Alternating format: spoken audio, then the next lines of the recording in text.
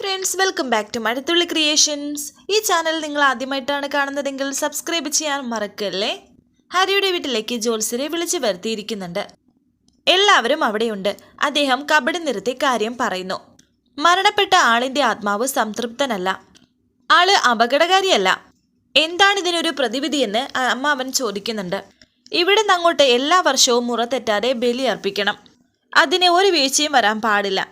പിന്നെ ദാഹം വെക്കണമെന്നും പറയുന്നു. ദാഹം വെക്കാൻ എന്തൊക്കെയാണ് ചെയ്യേണ്ടതെന്ന് ഹരി ചോദിക്കുന്നു. അങ്ങനെ പ്രത്യേകിച്ച് ഒന്നും ഒരുക്കേണ്ടതില്ല. ജീവിച്ചിരിക്കുമ്പോൾ പരേതാത്മാവിന് ഇഷ്ടപ്പെട്ടത് എന്താണോ അതാണ് ദാഹം വെക്കേണ്ടത്. മനസ്സ് ശുദ്ധമാണെങ്കിൽ പരേതാത്മാവ് അത് കഴിച്ച് അനുഗ്രഹം ചൊരിഞ്ഞ് അവിടുന്ന് പൊയ്ക്കോളും. ചെയ്യാമെന്ന് സുജാത. പിന്നെ ബലി അർപ്പിക്കുന്ന ചടങ്ങിന് പരേതാത്മാവുമായിട്ട് ബന്ധപ്പെട്ട എല്ലാവരും ഉണ്ടായിരിക്കണമെന്നും ആരെയൊക്കെയാണ് വിളിച്ചു വരുത്തേണ്ടത് എന്ന് വെച്ചാൽ അതിൻ്റെ കാര്യവും ആയിക്കോട്ടെ എന്ന് പറയുമ്പോൾ ഹരി പറയുന്നുണ്ട്, ബലിയർപ്പിക്കൽ ചടങ്ങ് ആരാണ് വെക്കേണ്ടത്? മംഗലത്ത് ശിവശം നമ്പൂതിരിയുണ്ട്. അദ്ദേഹം ആവുമ്പോൾ കാര്യങ്ങൾ വെടിപ്പായിട്ട് ചെയ്യുമെന്നും ഇദ്ദേഹം പറയുന്നുണ്ട്. ബലിച്ചടങ്ങിന് എല്ലാവർക്കും അയാൾ വേണമെന്നാണ് സ്ഥിതി.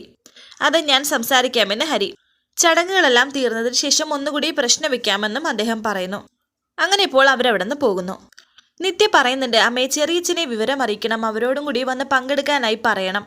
അതിനെന്താ മോളെ, നമുക്ക് വിളിക്കാമെന്ന് സുജാത. ജ്യോതിയെ മനുവിനെയൊക്കെ വിളിക്കണ്ടേന്ന് ഹരി. അവരെയും വിളിച്ച് പറയാം എന്ന് സുജാത പറയുമ്പോൾ ഹരി പറയുന്നു, എന്നാൽ പിന്നെ ഞാൻ ഇപ്പോൾ തന്നെ പോയി നമ്പൂതിരിയെ കാണാം. ശരവണന് വരാനായി പറയുന്നു. ശരവണൻ പറയുന്നു, ഞാൻ പോയി സഞ്ചിയും കൂടി എടുത്തിട്ട് വരാം, എന്തെങ്കിലുമൊക്കെ സാധനം വാങ്ങാമെങ്കിൽ അതുകൂടി വാങ്ങിച്ചേക്കാമല്ലോ. ഹരി നിത്യയോട് പറയുന്നു, ഒരു കണക്കിന് സന്തോഷിക്കല്ലേ വേണ്ടത്. സ്വപ്നത്തിൽ തൻ്റെ അച്ഛൻ കൂടെ വരികയും ഇരിക്കുകയും ഒക്കെ ചെയ്തില്ലേ, തന്നോട് സംസാരിച്ചില്ലേ. എൻ്റെ അച്ഛനും അമ്മയും ഒന്നും സ്വപ്നത്തിൽ പോലും എനിക്ക് കൂട്ടായിട്ട് വരാറില്ല. അങ്ങനെ ഹരിയും ശരവണനും പോകുന്നു. സുജാത പറയുന്നു, രാമകൃഷ്ണേട്ട കാര്യങ്ങളൊക്കെ ഒന്ന് നോക്കിക്കോണേ. അത് പിന്നെ സുജാത, പ്രത്യേകിച്ച് പറയേണ്ട കാര്യമുണ്ടോ? നമ്മുടെ കുടുംബത്തിലെ കാര്യമല്ലേ, എല്ലാം ശരിയാവും എന്ന് പറഞ്ഞ് അമ്മാവനും പോകുന്നു.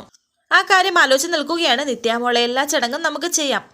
അച്ഛന് വേണ്ടിയിട്ടല്ലാതെ മറ്റാർക്ക് വേണ്ടിയിട്ടാണ് നമ്മൾ ഇതൊക്കെ ചെയ്യുന്നത് എന്നൊക്കെ സുജാത നിത്യയോട് പറയുന്നുണ്ട്. തുടർന്ന് മനുവിനെ കാണിക്കുന്നു. മനു ഫയൽ നോക്കിക്കൊണ്ടിരിക്കുന്നുണ്ട്. ജ്യോതി ഡ്രസ്സൊക്കെ പാക്ക് ചെയ്യുകയാണ്. മനുവിന് എവിടെയോ പോകണം. എപ്പോഴാ മനു തിരിച്ചു വരുന്നത് എന്ന് ചോദിക്കുന്നു. അറിയില്ല, ഏകദേശം ഒരു കണക്ക് പറയാമെന്നേ ഉള്ളൂ. അത് കൃത്യമാവില്ല. അവിടെ ചെന്ന കണ്ടീഷൻസ് ഒക്കെ നോക്കിയിട്ട് ഞാൻ തന്നെ വിളിച്ചോളാം. ആദ്യം എവിടെ എന്ന് ചോദിക്കുന്നു. ആദ്യം പുറത്തുനിന്ന് കളിക്കാണ്. മനു പറയുന്നു, നിത്യേച്ചിയുടെ അച്ഛൻ്റെ ചടങ്ങിന് പോകുന്നില്ലേ താൻ? പോണം. നിത്യേച്ചി, ഞാൻ ഫോൺ വിളിച്ച് കാര്യം പറഞ്ഞോളാം.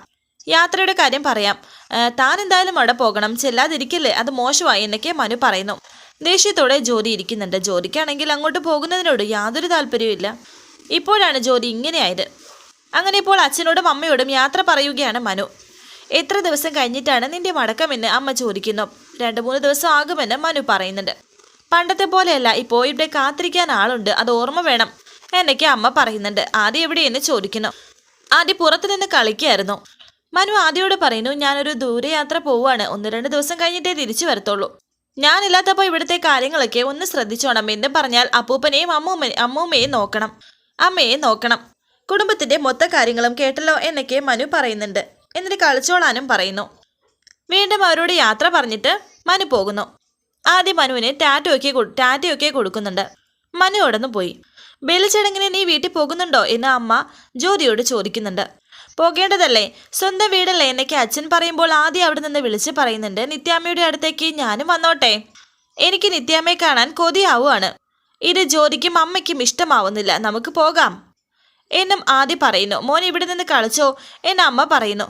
ജ്യോതിയോട് അമ്മ പറയുന്നു, സ്വന്തം വീട്ടിൽ നടക്കുന്ന ഒരു ചടങ്ങിന് നീ പങ്കെടുക്കരുതെന്ന് ഞാൻ പറയില്ല, പക്ഷെ ആദ്യം കൂടെ കൊണ്ടുപോകാൻ കഴിയില്ല. അവൻ നിർബന്ധം പിടിക്കുന്നത് കണ്ടില്ലേ, ജ്യോതി മാത്രം പോയാല് എന്ന് അച്ഛൻ പറയുമ്പോൾ അമ്മ പറയുന്നുണ്ട്, ജ്യോതി മാത്രം പോയാലെന്താ, അവിടെ എത്തില്ലേ. ഇവിടെ കിടന്ന് നിർബന്ധം പിടിക്കുന്ന കുട്ടി അവിടെ ചെന്നാൽ നിത്യാമ്മയെ വിട്ട് പോരില്ലെന്ന് പറഞ്ഞാൽ പിന്നെ എന്ത് ചെയ്യും? പാതിരാത്രിയിൽ കുഞ്ഞിനെ കട്ടെടുത്തോണ്ട് വരാൻ നിങ്ങൾ പോവോ? എന്നും അങ്ങനെയായിരിക്കണമെന്ന് നിർബന്ധമില്ലല്ലോ.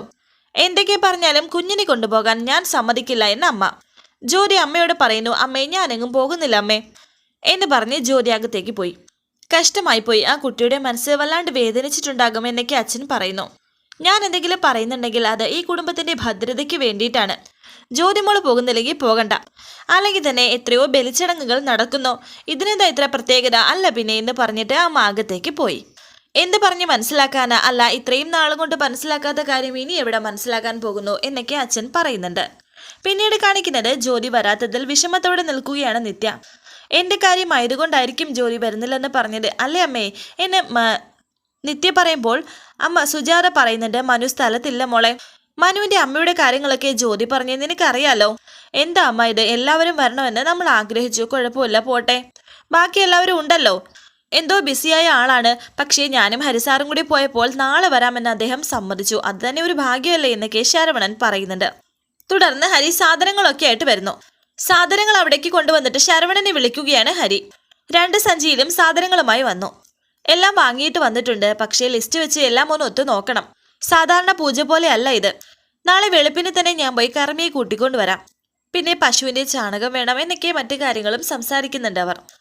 അവിടെ നമ്മളെ വീടിൻ്റെ അടുത്ത് ഒരു പശു ഉണ്ട്, അവിടെ പോയി ഞാൻ ചാണകം എടുത്തുകൊണ്ട് വരാമെന്ന് ഹരി പറയുമ്പോൾ നിത്യ പറയുന്നു അത് വേണ്ട ഹരി, ഞാൻ പോയി എടുത്തുകൊണ്ട് വന്നോളാം. അതിനെന്താടോ താൻ ഒരു കാര്യത്തിന് മോടി ബുദ്ധിമുട്ടണ്ട, അച്ഛന് വേണ്ടിയിട്ടുള്ള പ്രാർത്ഥനയോടെ നാളെ ചടങ്ങിലിരുന്നാൽ മതി എന്നൊക്കെ ഹരി പറയുന്നുണ്ട്. ഇത് കേട്ട് ശരവണൻ പറയുന്നു എൻ്റെ സിസ്റ്ററിന് ഇപ്പോഴാണ് കുറച്ച് മനസ്സമാധാനം കിട്ടിയത്. അവരെന്തെങ്കിലും മനസ്സിൽ വിചാരിക്കുമ്പോൾ ഇതുപോലെ ഒരാൾ കൂട്ടിനുണ്ടെങ്കിൽ അത് മതി സാർ. ഇത്രയും നാൾ ഇവർ അനുഭവിച്ച കഷ്ടതയ്ക്ക് പരിഹാരം ഇത് മതി എന്ന് ശരവണൻ പറയുന്നു. അവർ പരസ്പരം നോക്കി നിൽക്കുന്നുണ്ടായിരുന്നു. ഹരി പറയുന്നു എന്നാ പിന്നെ ഞാൻ ആ നമ്പൂതിരിയുടെ അടുത്തേക്ക് പോയിട്ട് വരാം. ഇനിയിപ്പോൾ ഈ ചടങ്ങ് നേരാവണ്ണം ഒന്ന് അവസാനിച്ചാലേ സമാധാനം ആവൂ എന്ന് പറഞ്ഞ് ഹരി പോകുന്നു. ഹരി പോയതിനു ശേഷം ഹരിയെ നോക്കി നിൽക്കുകയായിരുന്നു നിത്യ. സുജാത പറയുന്നു ശരവണൻ പറഞ്ഞത് ശരിയാ മോളെ, നമ്മുടെ മനസ്സറിഞ്ഞ് നമ്മുടെ കൂടെ നിൽക്കുന്ന ഒരാളാണ് നല്ലത്. അയാളെയാണ് നമുക്ക് വേണ്ടി ദൈവം അയക്കുന്നത്. ഞാൻ ഇതൊക്കെ ഒന്ന് നോക്കട്ടെ എന്ന് പറഞ്ഞിട്ട് ശരവണന്റെ കയ്യിൽ നിന്നും സാധനം വാങ്ങി അകത്തേക്ക് പോവുകയാണ് നിത്യ. അമ്മ നിത്യാമ്മയുടെ ചെറിയച്ഛനും ഫാമിലി വരുമ്പോൾ ഹരിസാറിൻ്റെയും നിത്യാമ്മയുടെയും കാര്യങ്ങളൊക്കെ പറയണം എന്ന് സുജാതയോട് പറയുകയാണ് ശരവണൻ. പറയണം, രഘുവേട്ടനെ വിളിച്ചപ്പോൾ ഞാൻ അതും പറഞ്ഞിരുന്നു. അവളുടെ അച്ഛൻ്റെ ഓർമ്മ ദിവസം തന്നെ ഈ കാര്യത്തിൽ ഒരു തീരുമാനമെടുക്കണം എന്ന് സുജാതയും പറയുന്നുണ്ട്. തുടർന്ന് വീണയെ കാണിക്കുന്നുണ്ട്. വീണ ടെൻഷനോടെ അങ്ങോട്ടും ഇങ്ങോട്ടും നടക്കുന്ന സമയം ജഗൻ അവിടേക്ക് വന്നു. നിന്റെ സാധനങ്ങൾ എന്താണെന്ന് വെച്ചാൽ എടുത്തിട്ട് നീ വേഗം ഇറങ്ങിക്കോ എന്ന് ജഗൻ പറയുമ്പോൾ ജഗനെ ഇങ്ങനെ നോക്കി നിൽക്കുകയാണ് വീണ. ഒന്നും മനസ്സിലാവുന്നില്ല. ജഗൻ പറയുന്നു സംശയിക്കണ്ട, വേഗം ഇറങ്ങിക്കോളൂ, പണം തരാതെ എന്നെ വിടില്ലെന്നല്ലേ പറഞ്ഞത് എന്ന് വീണ പറയുമ്പോൾ ജഗൻ പറയുന്നു എനിക്ക് പണം കിട്ടി, അതുകൊണ്ടാ പൊയ്ക്കോളാനായി പറഞ്ഞത്. ഒന്നും മനസ്സിലാകാതെ വീണ നിൽക്കുന്നു. നീ ഞാൻ കരുതിയതുപോലെയല്ല, ഒരു വീഴ്ച വന്നാൽ നിന്നെ കൈപിടിച്ചുയർത്താൻ ഇഷ്ടം പോലെ ആൾക്കാരുണ്ട്. 50 ലക്ഷം രൂപ കൺമുന്നിൽ കൊണ്ടുവച്ചിട്ട് നിന്നെ ഉപദ്രവിക്കരുത് എന്ന് പറയാൻ ഒരാളുണ്ടല്ലോ, അത് ഭാഗ്യമല്ലേ. സാറിനെ കളിയാക്കുവാണോ എന്ന്? എത്ര ദിവസം സാറ് എന്നെ തടഞ്ഞു വെച്ചാലും ശരി, എന്നെ അന്വേഷിച്ച് ആരും വരില്ല, ആരും എന്ന് വീണ പറയുമ്പോൾ ജഗൻ പറയുന്നു എനിക്ക് കിട്ടാവുന്ന കാശ് കൃത്യമായി കിട്ടാതെ നിന്നെ ഞാൻ വിടുവെന്ന് തോന്നുന്നുണ്ടോ? അപ്പോൾ വിട്ടെങ്കിൽ അതിനർത്ഥം എന്താണ്? നിനക്ക് വേണ്ടി ആരോ ഇറങ്ങിയിട്ടുണ്ട്, ചെല്ല് എന്ന് ജഗൻ പറയുമ്പോൾ വീണ പറയുന്നു എനിക്ക് വേണ്ടി പണം തന്നു എന്ന് പറയുന്ന ആള് എവിടെയുണ്ട്? അയാളുടെ പുറത്ത് നിൽപ്പുണ്ട്. നന്ദി പറയാനാണെങ്കിൽ അങ്ങോട്ട് ചെല്ലേക്ക്.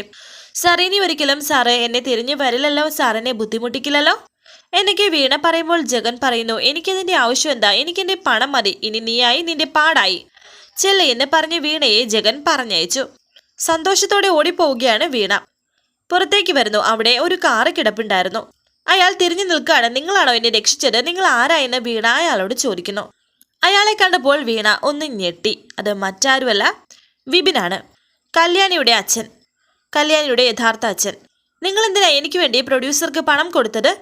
ഞാൻ ഏതവസ്ഥയിലായാലും നിങ്ങൾക്കെന്താ, എന്നെ രക്ഷിക്കാൻ നിങ്ങളാരാ എന്നൊക്കെ വീണ ദേഷ്യത്തോട് പറയുമ്പോൾ വിപിൻ പറയുന്നു എനിക്കറിയാം ഞാൻ തന്നെ രക്ഷിക്കാനായിട്ട് ഇത് ചെയ്തത് തനിക്ക് ഇഷ്ടപ്പെട്ടിട്ടുണ്ടാവില്ലെന്ന്. തൽക്കാലം ഈ പ്രതിസന്ധിയിൽ നിന്നും രക്ഷപ്പെടാൻ മറ്റു മാർഗങ്ങളില്ലല്ലോ. ഇല്ലായിരുന്നോ? പക്ഷേ എന്നെ ചതിച്ച ഒരുത്തൻ്റെ സഹായം എനിക്ക് വേണ്ട.